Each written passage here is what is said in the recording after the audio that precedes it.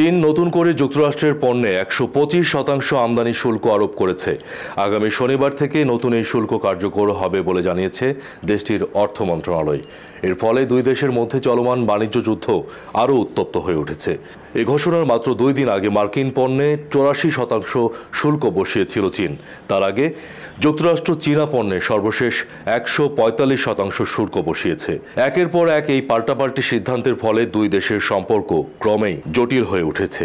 চীনের পক্ষ থেকে বলা হয়েছে, যুক্তরাষ্ট্রের এমন উচ্চ হারে শুল্ক আরোপ আন্তর্জাতিক বাণিজ্য নীতির পরিপন্থী। তারা এটিকে একতরফা সিদ্ধান্ত, গুন্ডামি এবং জোর জবরদস্তি হিসেবে দেখছে।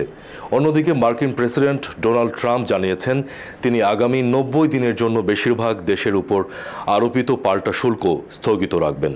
তবে চীনের জন্য এই ছাড় প্রযোজ্য নয়, বরং বৃহস্পতিবার থেকেই চীন থেকে আমদানি করা প্রায় সব পণ্যে ১৪৫% শুল্ক কার্যকর করেছে ট্রাম্প প্রশাসন।